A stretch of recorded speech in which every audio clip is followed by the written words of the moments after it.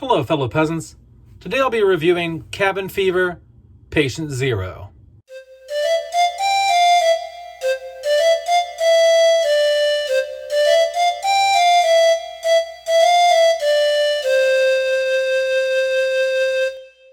Alright guys, so I just got done watching Cabin Fever, Patient Zero. This came out in 2014. It is the third installment in the Cabin Fever franchise. To be honest, I've never seen Cabin Fever. I've never seen Cabin Fever 2. And so you're probably thinking, well, why the fuck did you watch this? So I'm going on vacation for the next week. So I'm going down to the Caribbean.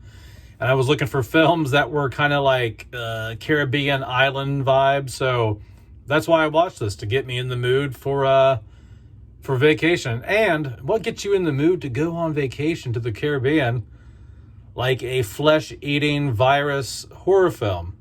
So what is it about? Basically, it's about this guy who's getting married down in the Dominican Republic. So it's all set up down there. His friends, families, everything's down there. His brother and his friend are like, come on, let's go on this boat. Let's go out to this private island. And we'll have a bachelor party out there. We'll get fucked up and we'll have a good time, and then we'll come back to the mainland for the wedding tomorrow. Well, they go out to the island, and little do they know that there is some sort of government or whatever lab out there studying this flesh-eating virus, and they have a patient out there, Patient Zero, who is the first to be infected. And it's one of the guys, I can't remember his fucking name now, but he's one of the guys from Lord of the Rings. Sean Astin, I think is his name. Sean something. He's one of the hobbits in the Lord of the Rings. He's Patient Zero, okay? And so he's infected, but he can't spread it or whatever. So they're studying him because they want a cure.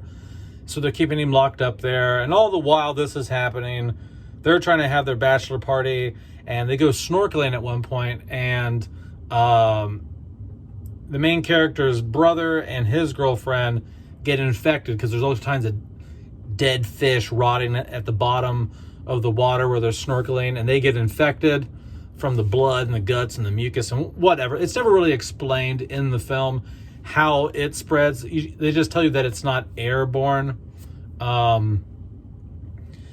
And so they get infected. They realize they're sick, and they're like, shit, we gotta seek help. We gotta find help. They end up going to the facility and running into some infected people, and shit pops off from there. So what do I like? What do I not like about Cabin Fever, Patient Zero? What I like is, I think it's a very interesting story. I think that, the destination wedding and hey, let's go out to the private island and have a bachelor party, and then there's a government facility studying flesh-eating disease out there, and there's a pandemic on the rise, basically like it's going to break at any point. And I think all of that is great. I think the overall idea, the concept, the synopsis of the film, all that sounds really fun to me and really cool. And I think that they failed to execute it, but I really like the idea. I think this could have been a much better movie.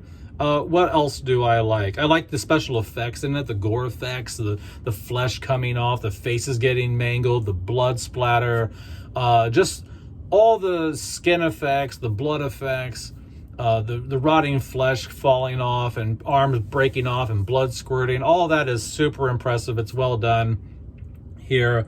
The acting in this, let's get into things that I don't like. So I like the overall premise of it, and I like the special effects, okay? But let's get into what I don't like. And what I don't like is I don't like the acting in this. The acting is very subpar, even for the actor who is in Lord of the Rings. He's just like, put the check in my hand because I don't give a rat's ass about being in this movie. And my God, how far of a fall did he take from Lord of the Rings to this? I mean,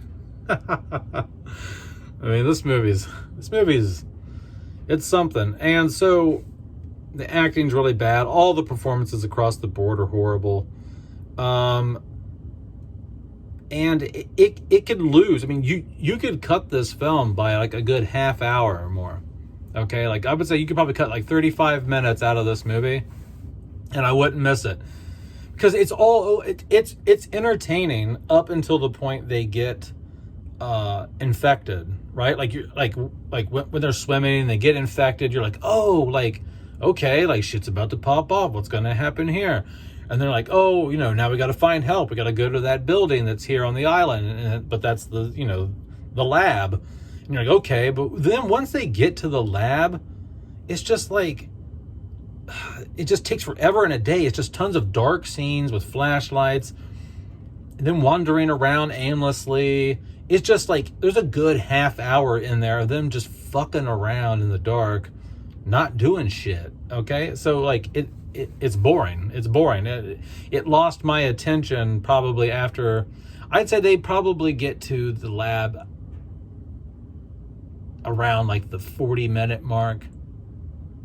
So everything after 40 minutes sucks until you get to the last 10 minutes. Okay.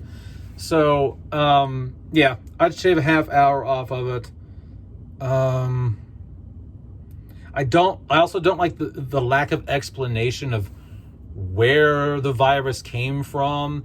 There's some disputes. I couldn't find a definitive answer. There's a dispute online whether this is a prequel or not. I don't know. If you guys are more well-versed in this franchise and you know if this is a prequel or not, let me know. Some people are saying on Reddit and shit that it is a prequel. Then some people are like, no, it's not a prequel because the technology in the film is newer than the technology in the original Cabin Fever. So it can't be, I don't know. So anyway,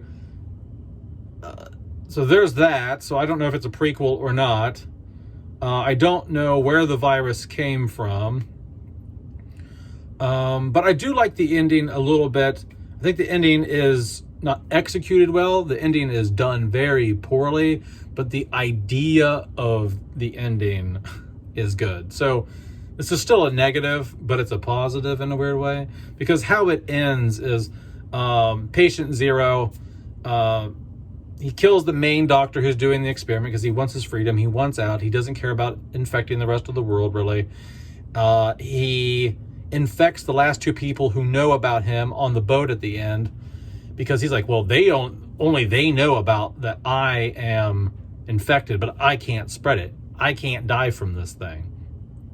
So let me infect them, kill the captain on the boat, and then go back to the mainland and live my life scot-free, and do whatever I want and infect the whole planet, because, well, I don't want to be locked in some medical facility until I die, because if I let these fuckers stay alive, they know that I can't spread it, even though I have it, and I'm going to be studied on for the next 20, 30 years or whatever, or until I die, and I'm not going to do that, so I'm going to kill them and go live my life how I want. Interesting idea. Is just very cheesy. It's not executed very well at the end. The acting is very poor at the end. And I think it could have just been directed better or something.